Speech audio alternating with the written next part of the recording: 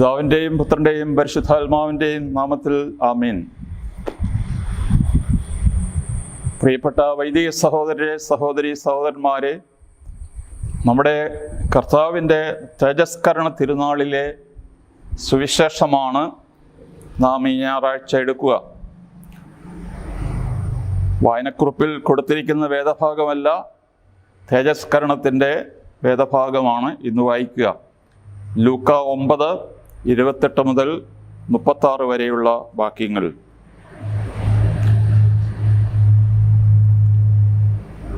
അവനത് പറഞ്ഞിട്ട് ഏകദേശം 8 ദിവസങ്ങൾ കഴിഞ്ഞ് പത്രോസ്, യോഹന്നാൻ, യാക്കോബ് എന്നിവരെ കൂട്ടിക്കൊണ്ട് പ്രാർത്ഥിക്കാൻ മലയിലേക്ക് കയറിപ്പോയി.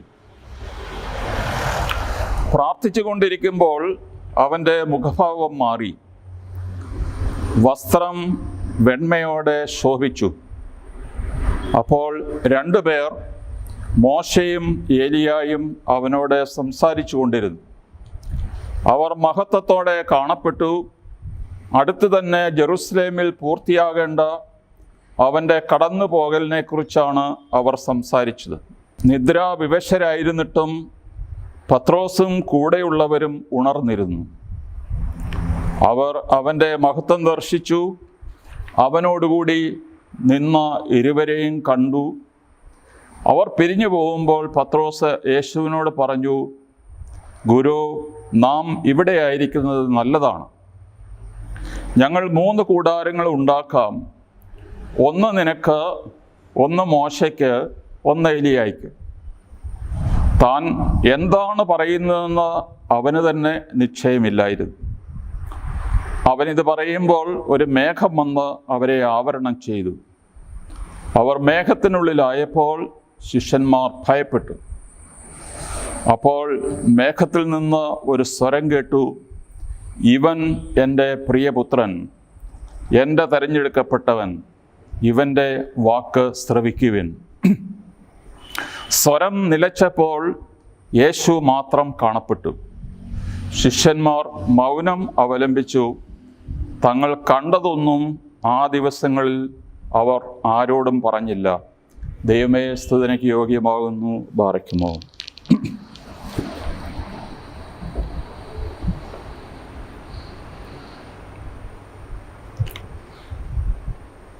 കർത്താവിൻ്റെ ജീവിതാന്ത്യത്തോടെ അടുക്കുന്ന സമയത്ത് താൻ ആരാണെന്ന് ലോകത്തിന് വെളിപ്പെടുത്തണം എന്ന യേശുവിന് നിർബന്ധമുണ്ടായിരുന്നു. കാരണം താൻ 33 വർഷം ഈ ലോകത്തിൽ ജീവിച്ചിട്ട് മനുഷ്യർ തന്നെ മനസ്സിലാക്കുന്നില്ലെങ്കിൽ യേശുവിൻ്റെ ദൗത്യം ഒരു പരാജയമായിരുന്നേനെ. അതുകൊണ്ട് യേശു ചോദിക്കുന്നു ശിഷ്യന്മാരോട്, ഞാൻ ആരെന്നാണ് ജനങ്ങൾ പറയുക? അപ്പോൾ അവർ മറുപടി പറഞ്ഞു, ശിരച്ഛേദനം ചെയ്യപ്പെട്ട സ്നാപക-യോഹന്നാൻ ഉയർത്തെഴുന്നേറ്റ് വന്നവനാണ്, അതുകൊണ്ടാണ് ഇങ്ങനെ അത്ഭുതങ്ങൾ പ്രവർത്തിക്കുന്നത്. വേറെ ചിലർ പറഞ്ഞു, ഏലിയാ പ്രവാചകനെ നമ്മൾ പ്രതീക്ഷിച്ചിരുന്നല്ലോ, അവനാണ് ഏലിയ. പഴയ കാലത്തെ പ്രവാചകന്മാർ ഉയർപ്പിക്കപ്പെട്ട, അതുകൊണ്ട് അതാണ് ഈ യേശു. ഇങ്ങനെ പല അഭിപ്രായങ്ങൾ അവർ പറഞ്ഞു. യേശു ചോദിച്ചു, ഞാൻ ആരെന്നാണ് നിങ്ങൾ പറയുന്നത്?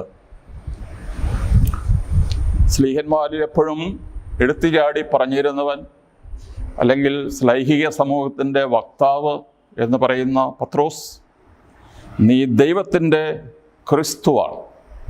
വേറെ ചിലയിടത്ത് നീ ജീവനുള്ള ദൈവത്തിൻ്റെ പുത്രനായ മിശിഹായാണ് എന്ന് പത്രോസ് ഏറ്റുപറഞ്ഞു. അപ്പോൾ ഇവിടെ യേശു പീഡാനുഭവത്തിലേക്ക് കടക്കുന്നതിന് മുമ്പ് താൻ ആര് ആണ് എന്ന് ആദ്യം ശിഷ്യന്മാർക്ക് വെളിപ്പെടുത്തി. ഇനി ശിഷ്യന്മാർ വഴിയാണ് ഇനി ലോകം മുഴുവൻ ഇത് വ്യാപിക്കുവാനുള്ളത്. അതുകൊണ്ടാണ് ശിഷ്യന്മാർക്ക് എങ്കിലും എന്നെ മനസ്സിലായി എന്ന് ഉറപ്പുവരുത്തുന്നത്. നമുക്ക് ചോദിക്കാനുള്ള ഒന്നാമത്തെ ചോദ്യം, നമ്മുടെ കർത്താവിൻ്റെ രൂപാന്തര പെരുന്നാൾ ഫീസ്റ്റ് ഓഫ് ട്രാൻസ്ഫിഗുറേഷൻ എന്നാണ് ഇതിനെ വിളിച്ചിരുന്നത്. എന്നാൽ സുറിയാനി സഭയിൽ അങ്ങനെ ഒരു പെരുന്നാളില്ല. ഇതിനെ നമ്മൾ വിളിക്കുന്നത് തേജസ്കരണ പെരുന്നാൾ.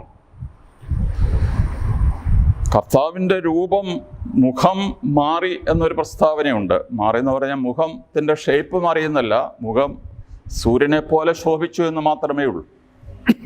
അപ്പോൾ ഇവിടെ തേജസ്കരണം, ഗ്ലോറിഫിക്കേഷനാണ് നടന്നിട്ടുള്ളത്. ഇല്ലാത്ത ഗ്ലോറി പുതുതായിട്ടുണ്ടായി വരുന്നതല്ല, ദൈവത്തിൻ്റെ ഗ്ലോറി.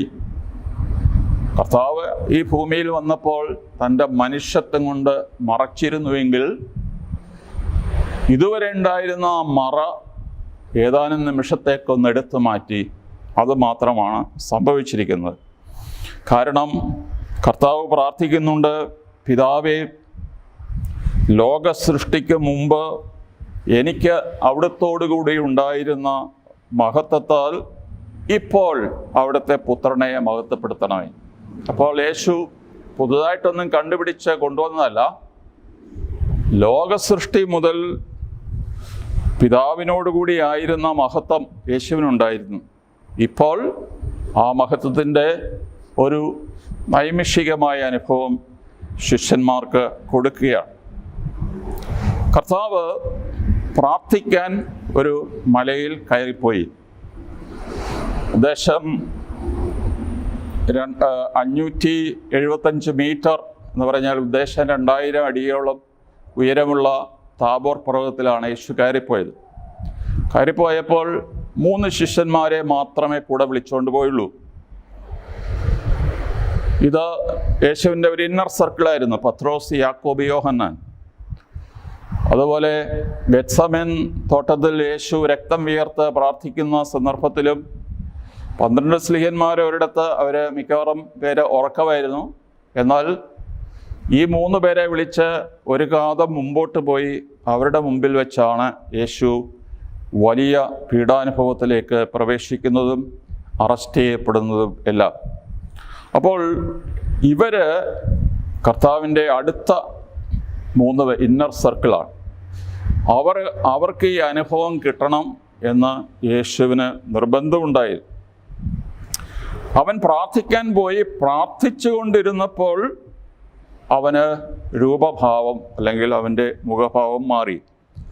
വസ്ത്രം വെണ്മയോടെ ശോഭിച്ചു. ഹിസ് റെയ്മെന്റ് ബിക്കെയിം ഡാസ്ലിംഗ് വൈറ്റ് എന്ന് പറഞ്ഞാൽ, മർക്കോസ് ആണെന്ന് തോന്നുന്നു പറഞ്ഞിരിക്കുന്നത്, ഈ ലോകത്തിൽ ഒരു അലക്കുകാരനും വെളുപ്പിക്കാൻ സാധിക്കാത്തവണ്ണം വെണ്മയുള്ള ആ രീതിയിലാണ് പറഞ്ഞിരിക്കുന്നത്. അപ്പോൾ ഇത് ഇൻഡിസ്ക്രൈബിൾ ആയിട്ടുള്ള ഒരു സംഗതിയെ ഡിസ്ക്രൈബ് ചെയ്യാൻ ലൂക്കാസ് സുവിശേഷൻ കണഞ്ഞ് പരിശ്രമിക്കുകയാണ്. പക്ഷേ അദ്ദേഹത്തിൻ്റെ വാക്കുകളിൽ ഒതുങ്ങുന്നതല്ല ഈ മഹത്വം. വെളിപാട് പുസ്തകത്തിൽ യോഹന്നാന് യേശു പ്രത്യക്ഷപ്പെട്ടപ്പോഴും ഇതേ അനുഭവം തന്നെ ഉണ്ടായി. അവിടെ യേശുവിൻ്റെ ഒരു വിവരണം കൊടുത്തിട്ടുണ്ട്. ശിരസ് മുതൽ പാദം വരെ നീണ്ട മേലങ്കി, സ്വർണം കൊണ്ടുള്ള ഇടക്കച്ച, ശിരസ്സും മുടിയും വെൺമഞ്ഞു പോലെ, വെൺകമ്പിളി പോലെ ധവളം, പാദങ്ങൾ ചൂളയിൽ ഉരുകിയ പിച്ചള പോലെ, നയനങ്ങൾ തീജ്വാലകൾ പോലെ, ശബ്ദം പെരുവെള്ളത്തിൻ്റെ ഇരമ്പൽ പോലെ, വദനം സൂര്യനെ പോലെ. എന്താണ് പറയുന്നതെന്ന് അവർക്കറിയത്തില്ല, എങ്കിലും ഏതാണ്ടൊക്കെ പറഞ്ഞൊപ്പിക്കുകയാണ്. കാരണം ഇത് നമ്മുടെ വാക്കുകളിൽ ഒതുങ്ങുന്ന ഒരു സംഗതിയല്ല ഈ ദൈവത്തിൻ്റെ മഹത്വം എന്ന് പറയുന്നത്.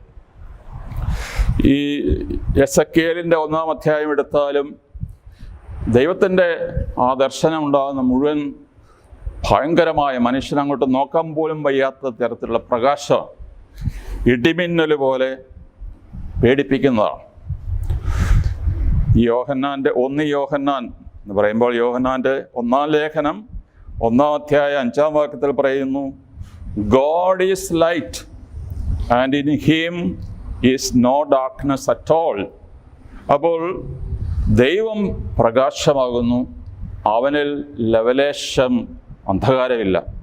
അപ്പോൾ നമ്മെ സംബന്ധിച്ചിടത്തോളം ഈ ദൈവത്തിൻ്റെ ഒരു സ്വഭാവം, ദൈവത്തിൻ്റെ ഒരു മഹത്വം തീർച്ചയായിട്ടും ഇവിടെ ശിഷ്യന്മാർക്ക് 1-2 നിമിഷത്തേക്ക് മാത്രം ലഭിക്കുകയാണ്. അവർ മരിച്ചവരെ പോലെ ആയിത്തീർന്നു. അവർ കർത്താവിൻ്റെ കാൽക്കൽ വീണു, മരിച്ചവരെ പോലെ ആയിത്തീർന്നു. കാരണം ഈ ഒരു ദർശനം കണ്ടാൽ മനുഷ്യനെ പിന്നെ ജീവിക്കാൻ പാടാണ് എന്നുള്ള അർത്ഥത്തിൽ. എന്നിട്ട് പറയുന്നു, പത്രോസും യാക്കോബും യോഹന്നാനും നിദ്രാവിവശരായിരുന്നിട്ടും ഉണർന്നിരുന്നു. ഇത് രണ്ടും കോൺട്രഡിക്ടറിയാണ്. ഉറക്കം വന്ന് തൂങ്ങി താഴോട്ട് വീഴുകയാണ്, എങ്കിലും ഉണർന്നിരുന്നു എന്ന് പറയുന്നത് നമുക്ക് മനസ്സിലാക്കാൻ പ്രയാസമാണ്. പക്ഷെ ഇത് പഴയ നിയമത്തിൻ്റെ പശ്ചാത്തലത്തിൽ മനസ്സിലാക്കുമ്പോൾ അബ്രഹാമിന് ഒരു വലിയ സംശയമുണ്ടായി. ഈ ദൈവം എന്നോട് വാഗ്ദാനം ചെയ്തു, ആകാശത്തിലെ നക്ഷത്രങ്ങൾ പോലെ സമുദ്രത്തിലെ മൺതരികൾ പോലെ നിനക്ക് ഞാൻ സന്തതികളെ തരും. പക്ഷെ ഒന്നും നടന്നില്ല. അപ്പോൾ അങ്ങനെ മനോവിഷമത്തോടുകൂടി ദൈവത്തോടെ പ്രാർത്ഥിച്ചുകൊണ്ടിരുന്നപ്പോൾ ദൈവത്തിൻ്റെ കൽപ്പന വന്നു, ശരി, ഞാൻ പറയുന്നത് ചെയ്യുക. ഒരു പശുക്കിടാവ്, ഒരു പെണ്ണാട്, ഒരു മുട്ടനാട്, ഇവ എല്ലാം 3 വർഷം പ്രായമുള്ളതായിരിക്കണം. അവയെ എനിക്ക് ബലിയർപ്പിക്കുക. അപ്പോൾ അബ്രഹാം ഇവയെ നടുവെ പിളർന്ന് ദൈവത്തിൻ്റെ പ്രത്യക്ഷത്തിന് വേണ്ടി കാത്തിരിക്കുകയാണ്. പക്ഷേ സന്ധ്യയായി, ഭീകരമായ ഇരുട്ടായി. അബ്രഹാം നിദ്രയിലാണ്ടപ്പോഴാണ് ദൈവം ഇറങ്ങി വരുന്നത്. അതായത് ഈ പിളർന്നു വെച്ചിരിക്കുന്ന മൃഗങ്ങളുടെ നടുവിലൂടി ഒരു പ്രകാശസ്തംഭം ഇങ്ങനെ കടന്നുപോയി. പഴയകാലത്തെ ഉടമ്പടികളിൽ അത് ഒരു പ്രത്യേക സംഗതിയാണ്. ഒരു മൃഗത്തെ വെട്ടിപ്പൊളിക്കുക, എന്നിട്ട് ഈ കരാറിൽ ഏർപ്പെടുന്നവർ ഈ മൃഗത്തിൻ്റെ രക്തം ചവിട്ടി നടക്കുക എന്നുള്ളത്. അത് വളരെ പുരാതനമായ, വളരെ കിരാതമായ ഒരു രീതിയാണ് എന്നൊക്കെ നമുക്ക് പറയാമെങ്കിലും അങ്ങനെ ഒരു രീതി ഉണ്ടായിരുന്നു. അപ്പോൾ ഈ പിളർന്നു വെച്ചിരിക്കുന്ന മൃഗങ്ങളുടെ നടുവിലൂടി പ്രകാശം കടന്നു പോകുന്നതാണ് പിന്നീട് അബ്രഹാം കാണുന്നത്. അവിടെ വെച്ച് അബ്രഹാമിന് ചില വെളിപാടുകൾ ലഭിക്കുകയാണ്. ഞാൻ പറഞ്ഞ പോലെ തന്നെ സംഭവിക്കും, നിനക്ക് വലിയ ഒരു സന്താന പരമ്പര ഉണ്ടാകും. പക്ഷേ ഒരു ദുഃഖവാർത്ത, ഇവർ 400 വർഷം അടിമകളായി തീരും. നമ്മൾ കണ്ടു, അവർ കൃത്യം പറഞ്ഞാൽ 430 വർഷം ഈജിപ്തിൽ അവർ അടിമകളായിരുന്നു. എന്നിട്ട് ദൈവം പറഞ്ഞു, അതുകൊണ്ട് വിഷമിക്കേണ്ട, അവർ തിരിച്ചു വരും, കാനാൻ നാട്ടിലേക്ക് അവർ തിരിച്ചു വരും. അങ്ങനെ ദൈവത്തിൻ്റെ ഒരു റെവലേഷൻ, ഒരു വെളിപാടിന് മുമ്പുള്ള ഒരു അവസ്ഥയാണ് ഈ ഗാഢനിദ്ര എന്ന് പറയുന്നത്. ദൈവം ഹവ്വായെ സൃഷ്ടിക്കുന്നതിന് മുമ്പ് ആദാമിനെ ഒരു ഗാഢനിദ്രയിൽ ആഴ്ത്തി എന്ന് നമ്മൾ വായിക്കുന്നു. ഇത് ക്ലോറോഫോം കൊടുത്ത് മയക്കിക്കിടത്തി എന്നിട്ട് ഓപ്പറേഷൻ നടത്തി എന്നുള്ള രീതിയിൽ ചിലരൊക്കെ വ്യാഖ്യാനിക്കുന്നുണ്ട്. പക്ഷേ ആദാമിനെ സംബന്ധിച്ച് ഹവ്വ ഒരു വെളിപാടാണ്. ആ ഒരു പുതിയ വെളിപാട് കിട്ടിയ ആ രീതിയിലാണ് അവന് ഒന്നും അറിയാതെ ഒരു വലിയ പ്രഖ്യാപനം നടത്തുന്നത്. ഇതെൻ്റെ അസ്ഥിയുടെ അസ്ഥിയും എൻ്റെ മാംസത്തിൻ്റെ മാംസവും ആകുന്നു. വലിയ ഭയങ്കര ഒരു ഡിക്ലറേഷൻ അങ്ങ് നടത്തുകയാണ്. അപ്പോൾ ഈ വെളിപാടുകൾക്ക് മുമ്പ് ഗാഢമായ നിദ്ര, ഇതൊരു ബിബ്ലിക്കൽ ഫീച്ചറാണ്. അത് മനസ്സിലാക്കുമ്പോഴാണ് ഈ യാക്കോബിൻ്റെയും പത്രോസിൻ്റെയും യോഹന്നാൻ്റെയും ഒക്കെ ഈ ഉറക്കം എന്താണ് എന്നുള്ളത് നമ്മൾ മനസ്സിലാകും. അതൊരു സാധാരണ വൈകുന്നേരത്ത് പ്രാർത്ഥിക്കാനിരിക്കുമ്പോൾ ഉറങ്ങിത്താഴെ വീഴുന്ന ആ ഉറക്കമല്ല. ഇത് ഒരു വെളിപാടിന് മുമ്പായിട്ടുള്ള ഉറക്കമാണ്, നമുക്ക് മനസ്സിലാകും. റെവലേഷൻ എന്നുള്ള വാക്ക്, അതിൻ്റെ ലിറ്ററൽ അർത്ഥം റിമൂവിങ് ദ വെയിൽ. ഞാൻ എൻ്റെ മുഖം മൂടിയിരിക്കുകയാണ് എങ്കിൽ അതിൻ്റെ ആവരണം മാറ്റുന്നു. ഇതുപോലെ ദൈവത്തിൻ്റെ യഥാർത്ഥ സ്വഭാവം ഒരു മൂടി, ഏതായിരുന്നു മൂടി? യേശുവിൻ്റെ മനുഷ്യത്വം കൊണ്ട് മൂടിയിരിക്കുമായിരുന്നു. അപ്പോൾ ഈ 3 സ്ലീഹന്മാർക്ക് അവരുടെ പ്രസംഗം മൂലം ലോകത്തിൽ വിശ്വസിക്കാനിരിക്കുന്നവർക്ക് കർത്താവ് ഈ ആവരണം എടുത്തു മാറ്റി തൻ്റെ മഹത്വം അവരെ കാണിച്ചു. തേജസ്കരണം എന്തിനു നടന്നു? നമ്മളെ സംബന്ധിച്ച് ശിഷ്യന്മാരെ പീഡാനുഭവത്തിലേക്ക് യേശു ഒരുക്കുകയായിരുന്നു. ഏതാനും ദിവസങ്ങൾക്കുള്ളിൽ യേശുവിൻ്റെ പീഡാനുഭവം, ക്രൂശമരണം, അടക്കം, ഉയർപ്പ് ഇതെല്ലാം അടുത്ത ദിവസങ്ങളിൽ നടക്കാൻ പോവുകയാണ്. അപ്പോൾ ഈ പീഡാനുഭവത്തിലേക്ക് ശിഷ്യന്മാരെ ഒരുക്കണം. അവർക്കൊരു ഞെട്ടലുണ്ടാകാൻ പാടില്ല. പത്രോസ്ലീഹ തന്നെ പറഞ്ഞിട്ടുണ്ട്, നിങ്ങൾക്ക്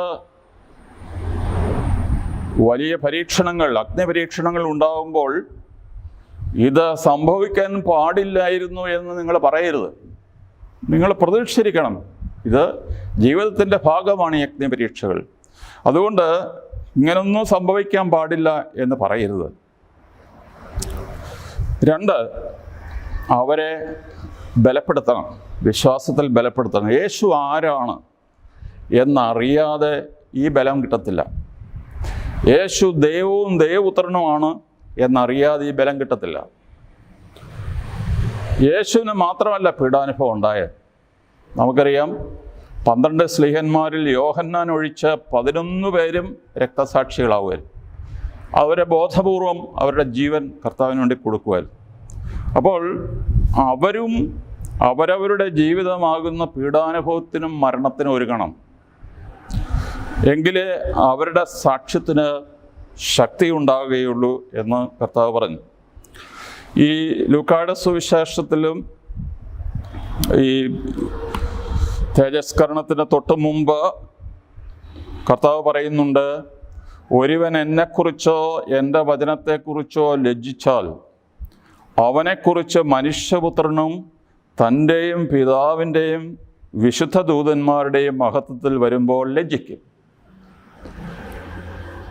പൗലോസ്ലീഹ തൻ്റെ പ്രിയശിഷ്യനായിരുന്ന തിമോത്തിക്ക് എഴുതി, ഞാൻ ഇപ്പോൾ തടവുകാരനാണ്. ഞാൻ കാരാഗ്രഹത്തിൽ കിടക്കുന്നത് മാത്രമല്ല, എൻ്റെ കയ്യിലും കാലിലും ചങ്ങല ബന്ധിച്ചിട്ടിരിക്കുകയാണ്. അതുകൊണ്ട് പറയുന്നുണ്ട്, പൗലോസ് തന്നെ പട്ടം കൊടുത്ത് മെത്രാനാക്കിയ ഒരു യുവമെത്രാനാണ് തിമോത്തിയോസ്. എന്നിട്ട് പറയുന്നു, നമ്മുടെ കർത്താവിന് സാക്ഷ്യം നൽകുന്നതിൽ നീ ലജ്ജിക്കരുത്, അവൻ്റെ തടവുകാരനായ എന്നെ പ്രതിയും നീ ലജ്ജിക്കരുത്. അപ്പോൾ 2 കാര്യം: 1, കർത്താവിനെ കുറിച്ച് ലജ്ജിക്കരുത്; 2, കർത്താവിൻ്റെ തടവുകാരനായ എന്നെ പ്രതിയും ലജ്ജിക്കരുത്. ഇവിടെ don't be ashamed of my chains എന്നാണ് അതിൻ്റെ മൂലഭാഷയിൽ കൊടുത്തിരിക്കുന്നത്. അത് നമ്മളെ സംബന്ധിച്ചിടത്തോളം ഈ സഭയ്ക്കും സഭാ നേതാക്കന്മാർക്കും ബലഹീനത ഉണ്ടാകുമ്പോൾ ഒരു വലിയ ചിന്താക്കുഴപ്പം ഉണ്ടാകാനിടയുണ്ട്, ലജ്ജ ഉണ്ടാകാനിടയുണ്ട്. സഭ ഇപ്പോൾ തകരാൻ പോവാണ് എന്നൊക്കെ നമുക്ക് തോന്നലുണ്ടാകാം. ഇതൊക്കെ പണ്ടേ തമ്പുരാൻ പറഞ്ഞിട്ടുള്ള കാര്യങ്ങളാണ് എന്ന് ഓർത്തിരിക്കുക. അപ്പോൾ യേശുവിൻ്റെ പീഡാനുഭവത്തെക്കുറിച്ച്, യേശു പിറന്നതിന് 800 വർഷം മുമ്പ് ആണ് യെശയ്യാ പ്രവാചകൻ ജീവിച്ചിരുന്നത്.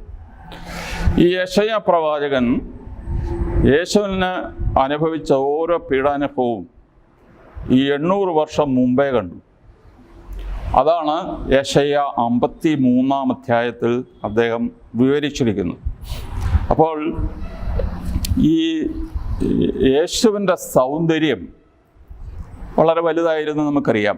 കാരണം സൗന്ദര്യം എന്നുണ്ടെങ്കിൽ അത് ദൈവമാണ്. ഈ പിതാവിൻ്റെ മകൻ, പരിശുദ്ധ കന്യക മറിയാമിൻ്റെ, അവളെ വിളിച്ചിരിക്കുന്നത് മാണിക്യ രത്നം എന്നൊക്കെയാണ്. രണ്ടാം സ്വർഗം. അപ്പോൾ യേശുവിന് വ്യക്തിപരമായിട്ട് വലിയ ഒരു ആകർഷണീയ ശക്തി ഉണ്ടായിരുന്നു, മാഗ്നറ്റിക് പവർ. അത് തീർച്ചയായിട്ടും യേശുവിൻ്റെ പേഴ്സണാലിറ്റി, യേശുവിൻ്റെ സൗന്ദര്യം, ഇതൊക്കെ അതിൻ്റെ വ്യത്യസ്തമായ ഘടകങ്ങളാണ്. പക്ഷേ ഈ യെശയ്യാ 53 പറയുന്നു, അവൻ വേദനയും ദുഃഖവും നിറഞ്ഞവനായിരുന്നു, അവനെ കണ്ടവർ മുഖം തിരിച്ചു കളഞ്ഞു. അപ്പോൾ നമ്മൾ പറയാറുണ്ട്, അവനെ കണ്ടാൽ ഒന്നുകൂടെ നോക്കാൻ തോന്നും. അതാണ് സൗന്ദര്യമുള്ള ഒരാളുടെ കാര്യം, ഒരാളെ കണ്ടാൽ ഒന്നുകൂടെ നോക്കാൻ തോന്നുക. പക്ഷേ ഇവിടെ കർത്താവിനെ കണ്ടവർ മുഖം തിരിച്ചു കളഞ്ഞു. കാരണം അതുപോലെ വികൃതമായിരുന്നു. കാരണം രാത്രിയിലെ മർദ്ദനങ്ങളും തുപ്പലും അടിയും ചാട്ടവാറടിയും മുൾക്കിരീടവും എല്ലാം കഴിഞ്ഞ് ക്ഷീണിതരായി പോകുന്ന യേശുവിൻ്റെ മുഖത്ത് നോക്കാൻ മനുഷ്യരെ ലജ്ജിച്ചു, തിരിച്ചു കളഞ്ഞു. ഇതാണോ ലോകരക്ഷകൻ എന്നവർ പരിഹാസപൂർവ്വം ചോദിച്ചു. കർത്താവിൻ്റെ അടുത്ത് തൂങ്ങിക്കിടന്നവരും അവനെ പരിഹസിച്ചു എന്ന് നമ്മൾ വായിക്കുന്നു. അതിനാൽ ഇവിടെ ശിഷ്യന്മാർ യേശു പീഡാനുഭവത്തിലൂടെ കടന്നു പോകുമ്പോൾ ചഞ്ചല ചിത്തരാകാൻ സാധ്യതയുണ്ടെന്ന് യേശുവിനറിയാമായിരുന്നു. അതുകൊണ്ട് പത്രോസ് പറയുന്നു, ഞങ്ങൾ നിങ്ങളോട് പ്രഘോഷിച്ചത് കൽപ്പിത കഥകളെ അടിസ്ഥാനപ്പെടുത്തിയല്ല. കൽപ്പിത കഥയെന്ന് പറഞ്ഞാൽ അമ്മൂമ്മ കഥകളാണ്, ഐതിഹ്യങ്ങളാണ്, മനുഷ്യൻ്റെ സങ്കല്പത്തിൽ നിന്നെടുത്ത് പറയുന്ന കഥകളാണ്. പത്രോസ് പറഞ്ഞു, ഞങ്ങളുടെ പ്രഘോഷണം കൽപ്പിത കഥകളെ അടിസ്ഥാനപ്പെടുത്തിയല്ല, ഞങ്ങൾ അവൻ്റെ ശക്തിപ്രാഭവത്തിൻ്റെ ദൃക്സാക്ഷികളാണ്. We are eye witnesses of his glory. അവൻ്റെ ശക്തിപ്രാഭവം, പ്രാഭവം എന്ന് പറയുമ്പോൾ ശക്തി സൂപ്പർലേറ്റീവാണ്. ഇവൻ എൻ്റെ പ്രിയപുത്രൻ, അവനിൽ ഞാൻ പ്രസാദിച്ചിരിക്കുന്നു എന്ന് ഞങ്ങൾ കേട്ടു. ആദ്യം പറഞ്ഞു ഞങ്ങൾ ദൃക്സാക്ഷികളാണെന്ന് പറഞ്ഞ് ഞങ്ങൾ കണ്ടു. പിന്നീട് പറഞ്ഞു ഇവൻ എൻ്റെ പ്രിയപുത്രനാണ്, ഇവനിൽ ഞാൻ പ്രസാദിച്ചിരിക്കുന്നു എന്ന് സ്വർഗസ്ഥ പിതാവ് പറയുന്നത് ഞങ്ങൾ കേട്ടു. മൂന്നാമത് ഞങ്ങൾ അവൻ്റെ കൂടെ വിശുദ്ധ ഗിരിയിൽ ഉണ്ടായിരുന്നു. 2 പത്രോസ് 1-ാം അധ്യായം. അപ്പോൾ 3 കാര്യങ്ങൾ പറയുന്നു. ഞങ്ങൾ കണ്ടു, കേട്ടു, അവനോടൊപ്പം വിശുദ്ധഗിരിയിൽ ഉണ്ടായിരുന്നു. അതിൽ കൂടുതൽ എന്താണ് പറയാനുള്ളത്? ഈ മത്തിയാസ്ലീഹായെ തിരഞ്ഞെടുക്കുന്നതിന് മുമ്പായി പത്രോസ് നടത്തിയ പ്രസംഗത്തിൽ ഒരു ശിഷ്യനുണ്ടായിരിക്കേണ്ട അനേകം ഗുണങ്ങളെക്കുറിച്ച് പറയുമ്പോൾ ഇങ്ങനെ ചുരുക്കി പറയുന്നു, സ്നാപക യോഹന്നാൻ്റെ, അതായത് യോർദാൻ നദിയിലെ സ്നാനം മുതൽ കർത്താവ് സ്വർഗത്തിലേക്ക് എടുക്കപ്പെട്ട സമയം വരെ, ഉദ്ദേശം 3 വർഷക്കാലം, ഈ പുതുതായി തിരഞ്ഞെടുക്കപ്പെടുന്ന സ്ലീഹ നമ്മളോടൊപ്പം നടന്നവനായിരിക്കണം. നമ്മളോടൊപ്പം എന്ന് പറഞ്ഞാൽ യേശുവിനോടൊപ്പം, ശ്ലൈഹിക സമൂഹത്തോടൊപ്പം നടന്നവനായിരിക്കണം 3 വർഷക്കാലം. അപ്പോൾ ഞങ്ങൾ യേശുവിനോടൊപ്പം ഉണ്ടായിരുന്നു എന്ന് പറയുമ്പോൾ അതിനേക്കാൾ കവിഞ്ഞ ഒരു സാക്ഷ്യം ഞങ്ങൾക്ക് നൽകാനില്ല എന്നാണ് പറഞ്ഞത്. ഇനിയും ഈ സീനിൽ മോശയും ഏലിയായും പ്രത്യക്ഷപ്പെട്ടു. നമുക്കറിയാം, മോശ നിയമത്തിൻ്റെ പ്രതിനിധി, ഏലിയ പ്രവാചകന്മാരുടെ പ്രതിനിധി. പഴയ നിയമത്തിൻ്റെ പേര് ഓൾഡ് ടെസ്റ്റമെൻ്റ് എന്ന് അല്ല. ഓൾഡ് ടെസ്റ്റമെൻ്റ് എന്ന് പേരിട്ടത് ന്യൂ ടെസ്റ്റമെൻ്റ് ഉണ്ടായ ശേഷമാണ്. അത് ക്രിസ്ത്യാനികളിട്ട പേരാണ്. പക്ഷേ ഇതിൻ്റെ യഥാർത്ഥ അവകാശി, ഓൾഡ് ടെസ്റ്റമെൻ്റ് അവകാശികളായ യഹൂദന്മാർ അതിനെ വിളിക്കുന്നത് നിയമവും പ്രവാചകന്മാരും എന്നാണ്. അതാണ് എൻ്റെ പേര്. ബൈബിളെന്നല്ല, നിയമവും പ്രവാചകന്മാരും. അപ്പോൾ ഇവിടെ എന്താണ്? നിയമവും പ്രവാചകന്മാരും യേശുവിന് ചുറ്റും കൂടിയിരിക്കുകയാണ്. കാരണം യേശുവിൽ മാത്രമേ നിയമവും പ്രവാചകന്മാരും അർത്ഥം കണ്ടെത്താനുള്ളൂ.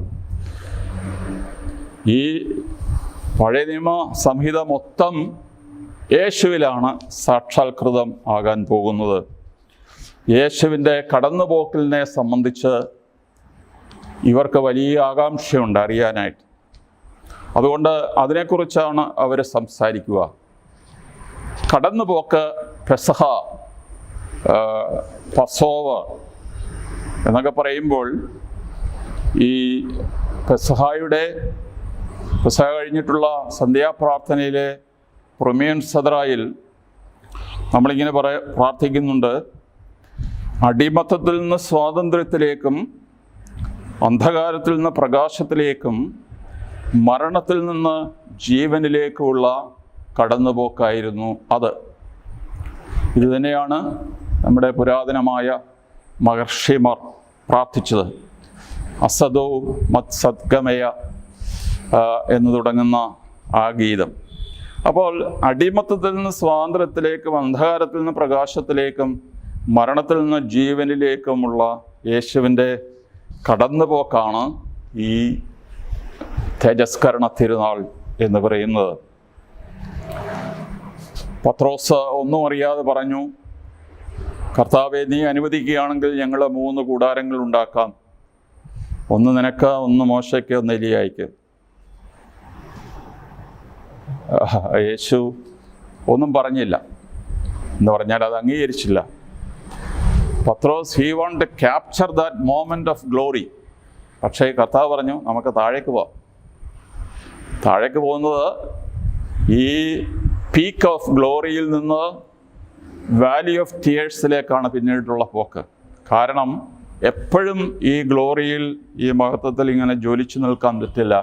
V have to face the realities, the crude reality. പരിവരുത്ത യാഥാർത്ഥ്യങ്ങൾ നമ്മൾ ഫേസ് ചെയ്തേ പറ്റൂ എന്ന് യേശു പറഞ്ഞു.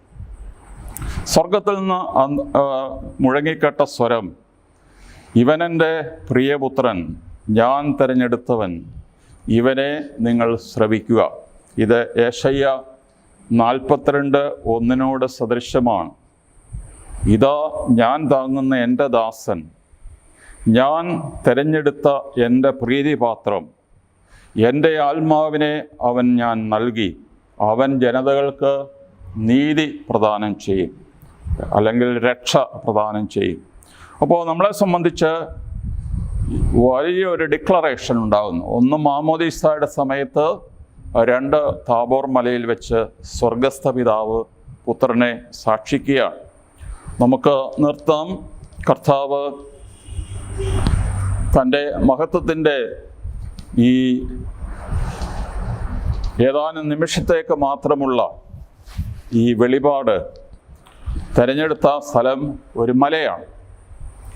നമ്മൾ ഓർക്കുക, പല മലകൾ: സീനായി മല, മോറിയ മല, സിയോൻ മല, താബോർ, പിന്നെ അവസാനമായിട്ട് യേശു സ്വർഗത്തിലേക്ക് കയറുന്നത് മൗണ്ട് ഓഫ് ഒലീവ്സ്, ഒലീവ് മലയിൽ നിന്നാണ്. അങ്ങനെ എല്ലാ ഈ മലകളുടെ അതിൻ്റെ കൊടുമുടി ദൈവസാന്നിധ്യത്തിൻ്റെ ഒരു സ്ഥലമാണ്.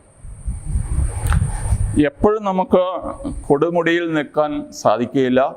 നമ്മൾ താഴ്വാരങ്ങളിലെ പരുക്കൻ യാഥാർത്ഥ്യങ്ങളിലേക്ക് കൂടി ഇറങ്ങണം. മോശ 40 ദിവസം പ്രാർത്ഥിച്ച് അങ്ങനെ ധ്യാനത്തിൽ ലയിച്ച് ശോഭയിൽ ഇങ്ങനെ കർത്താവിൻ്റെ മുഖത്തെ ശോഭ കൊണ്ട് അവൻ്റെ മുഖം ശോഭാനമയമായി കർത്താവ് പറഞ്ഞു, നീ ഇവിടെ ഇരുന്നത് മതി, നിൻ്റെ പ്രാർത്ഥനയൊന്ന് നിർത്ത്, നീ ഇറങ്ങി താഴേക്ക് നടക്കുക. നീ താഴ്വരയിൽ ചെല്ലുമ്പോൾ നീ കൊണ്ടുവന്ന ഇസ്രായേൽക്കാർ ഒരു കാളക്കുട്ടിയുടെ ചുറ്റും നഗ്നനൃത്തം നടത്തുന്നത് നിനക്ക് കാണാനാവും. നീ അങ്ങോട്ട് ചെല്ല്. നീ ഇവിടെ ഈ മലയുടെ മണ്ടയ്ക്ക് മാത്രം ഇരിക്കാതെ നിൻ്റെ നേതൃത്വം, അല്ലെങ്കിൽ നീ അവർക്ക് ശക്തമായ നേതൃത്വം തിരുത്തൽ കൊടുക്കണം എന്ന് പറഞ്ഞ് മോശയെ താഴേക്ക് അയക്കുന്നുണ്ട്. പ്രാർത്ഥനയിൽ കഴിയുന്നവരുടെ മുഖം പ്രകാശിക്കും. ഇത് ഒരു സാധാരണ സംഗതിയാണ്, നമ്മൾ കണ്ടിട്ടുണ്ട്. പ്രാർത്ഥനാ ജീവിതം നയിക്കുന്നവർക്ക് അവരുടെ മുഖത്ത് ഒരു പ്രകാശമുണ്ടാകും. ദൈവത്തോട് അടുക്കുന്നവർക്ക് അവർ പ്രകാശിതരാകും. സങ്കീർത്തനം 34:5 അവിടുത്തെ നോക്കിയവർ പ്രകാശിതരായി. അപ്പോൾ നമ്മളും ഈ തേജസ്കരണ കാലത്തിലേക്ക് പ്രവേശിക്കുകയാണ്. നമ്മൾ ഇത് തിരഞ്ഞെടുത്തത്, ഈ സുവിശേഷം തിരഞ്ഞെടുത്തത് ഇപ്പോൾ കോവിഡ് കാരണം പലരും ഇടദിവസങ്ങളിൽ പള്ളിയിൽ വരുന്നില്ല. എങ്കിലും നമ്മുടെ കർത്താവിൻ്റെ മാറാനായ തിരുനാൾ ഒരു ആഘോഷമില്ലാതെ അല്ലെങ്കിൽ പള്ളിയിൽ ആളില്ലാതെ അങ്ങനെ കടത്തിവിടുന്നത് ശരിയല്ല എന്നുള്ളത് കൊണ്ടാണ് ഈ തേജസ്കരണത്തിൻ്റെ ഈ സുവിശേഷം ഇന്ന് നമ്മൾ വിചിന്തനം ചെയ്യാൻ ഇടയായത്. അതിനാൽ കർത്താവിലേക്ക് നോക്കുക, നിങ്ങളുടെ മുഖം പ്രകാശിക്കും. പിതാവിൻ്റെയും പുത്രൻ്റെയും പരിശുദ്ധ റൂഹായുടെയും നാമത്തിൽ ആമേൻ.